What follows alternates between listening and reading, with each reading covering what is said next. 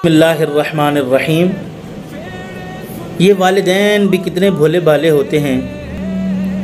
अक्लमंद तो औलाद होती है कि साल में एक दिन मदर डे और एक दिन फादर डे, वो भी अपने मोबाइल फ़ोन की स्क्रीन पर स्टेटस लगाकर हम उनका हक़ अदा करने की कोशिश करते हैं।